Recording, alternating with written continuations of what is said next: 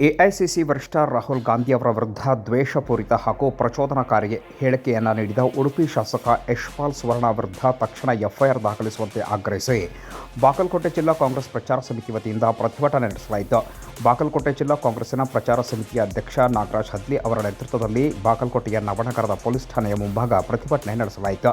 ಕಾಂಗ್ರೆಸ್ನ ಹಿರಿಯ ನಾಯಕ ಹಾಗೂ ಲೋಕಸಭೆಯ ವಿರೋಧ ಪಕ್ಷದ ನಾಯಕ ರಾಹುಲ್ ಗಾಂಧಿ ಅವರ ವಿರುದ್ಧ ಉಡುಪಿ ಶಾಸಕ ಯಶ್ಪಾಲ್ ಸುವರ್ಣ ನೀಡಿರುವ ದ್ವೇಷಪೂರಿತ ಹಾಗೂ ಪ್ರಚೋದನಕಾರಿ ಹೇಳಿಕೆಯನ್ನು ತೀವ್ರವಾಗಿ ಖಂಡಿಸುತ್ತೇವೆ ಎಂದು ಕಾಂಗ್ರೆಸ್ ಕಾರ್ಯಕರ್ತರು ಮುಖಂಡರು ಘೋಷಣೆ ಕೂಗಿ ಆಕ್ರೋಶವನ್ನು ಹೊರಹಾಕಿದರು. ಇನ್ನು ಆ ಶಾಸಕರ ವಿರುದ್ಧ ಕಠಿಣ ಕಾನೂನು ಕ್ರಮವನ್ನು ಜರುಗಿಸಿ ತಕ್ಷಣ ಎಫ್ಐಆರ್ ಅನ್ನು ದಾಖಲಿಸುವಂತೆ ಆಗ್ರಹಿಸಿದರು.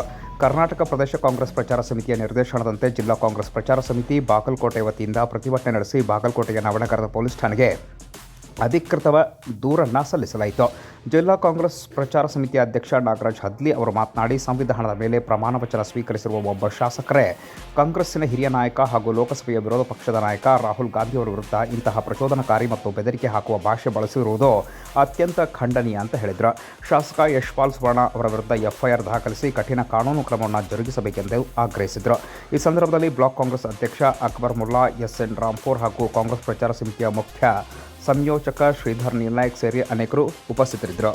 ಜುಲೈ 31ರ ಅಂದಾಜು ಮಧ್ಯಾಹ್ನ 12 ಗಂಟೆ ಸಂದರ್ಭದಲ್ಲಿ ದೂರು ಸಲ್ಲಿಕೆಯಾಗಿದೆ. ಅದೇ ರೀತಿ ರಾಹುಲ್ ಗಾಂಧಿ ಅವರ ವಂಶವನ್ನು ನಿರ್ವಂಶ ಮಾಡ್ತೀವಿ, ಧ್ವಂಸ ಮಾಡ್ತೀವಿ ಅಂತ ಹೇಳಿದ್ದಾರೆ. ಅದೇ ರೀತಿ ಗೋಮಗಲಭೆ ಸೃಷ್ಟಿ ಮಾಡುವ ಸಂಬಂಧ ಒಂದು ಪ್ರಚೋದನಾತ್ಮಕವಾಗಿ ಭಾಷಣವನ್ನು ಮಾಡಿ ಕಾಂಗ್ರೆಸ್ ಕಾರ್ಯಕರ್ತರ ವಿರುದ್ಧ ಬಿಜೆಪಿ ಕಾರ್ಯಕರ್ತರನ್ನ ಎತ್ತಿ ಕಟ್ಟುವಂಥ ಕೆಲಸ ಮಾಡಿದ್ದಾರೆ.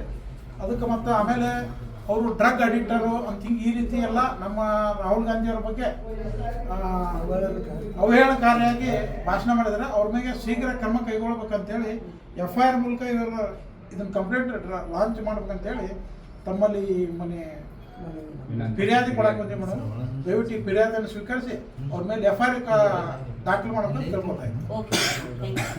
ಬರೀ ಎಲ್ಲರೂ